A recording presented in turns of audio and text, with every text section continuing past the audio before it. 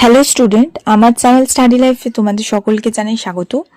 আজকে আমাদের আলোচনার টপিক, তোমরা 2025 সালে অর্থাৎ ক্লাস 10-এ যারা পড়ছো, যারা এই বছরে মাধ্যমিক পরীক্ষা দিচ্ছ এবং তাদের জন্য ইংলিশের রাইটিং অংশ থেকে কিছু গুরুত্বপূর্ণ সাজেশন আজকে আমরা আলোচনা করব। চলো শুরু করা যাক আজকের আলোচনা। তবে ভিডিওটি যদি তোমাদের ভালো লাগে অবশ্যই একটি লাইক করো এবং সাবস্ক্রাইব করে চ্যানেলটির পাশে থেকো। চলো শুরু করা যাক। দেখো, এইবারে তোমাদের পরীক্ষার জন্য অতি গুরুত্বপূর্ণ story writing, formal letter, process writing, biography and paragraph. তো story writing, formal letter, process writing থেকে যদি তোমরা খুব ভালো করে প্র্যাকটিস করে যাও, আশা করি তোমরা কমন পেয়ে যাবে। তবে বায়োগ্রাফি আর প্যারাগ্রাফটাও দেখে রেখো। দেখে নাও স্টোরি রাইটিং থেকে তোমাদের কি কি পড়তে হবে। Lord Buddha and the mother, A thirsty grow, the old lady, greedy doctor, a greedy farmer, a farmer and four sons, a cowboy and the wolf. দেখো, এরপর আসছে ফর্মাল লেটার। ফর্মাল লেটার দুই ধরনের হয়, একটা হচ্ছে তোমার এডিটোরিয়াল লেটার, দুই হচ্ছে অফিসিয়াল লেটার।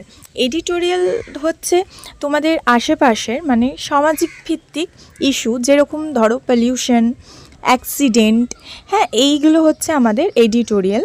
আর অফিসিয়াল হচ্ছে কোনো হেডমাস্টার্স, ইভেন ব্যাংক ম্যানেজার, এনাদেরকে চিঠি লেখা মানে ওইটা হচ্ছে অফিসিয়াল। দেখে নাও, using phone while working or driving, how human affected by mobile phone, to the bank manager for education loan। তারপরে complaining about the loss of admit card, bicycle, mobile phone. দেখো, তোমাদের যদি এই লেটার লেখার format জানা থাকে তাহলে তোমরা এরকম অন্য সব কোশ্চেনেরও অ্যান্সার তোমরা করতে পারবে আশা করি। দেখো, এরপর আসছি আমরা প্রসেস রাইটিংয়ে। প্রসেস রাইটিংয়ের ক্ষেত্রে orange juice, tea or coffee, ORS আর ম্যাঙ্গো পিকলস, এই কটা তোমরা ভালো করে রাখলেই হবে। এর সঙ্গে প্যারাগ্রাফ রাইটিংও দেখে রেখো। দেখো, global warming, festival of Bengal, uses and abuses of mobile phone, your favorite player, actor or book, season, এইগুলো দেখে যেও।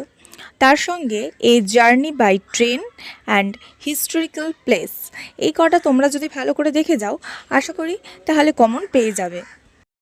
দেখো, তোমাদের যদি লেখার পদ্ধতি জানা থাকে তাহলে তোমরা যে কোনো রাইটিংই অনায়াসে লিখতে পারো।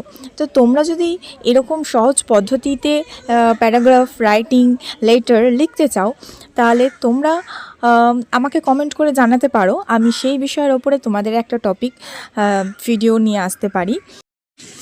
এই বছরের জন্য আরও অন্যান্য সাবজেক্টের গুরুত্বপূর্ণ সাজেশন আমার চ্যানেলে আলোচনা করা আছে, তোমরা চাইলে গিয়ে দেখে আসতে পারো।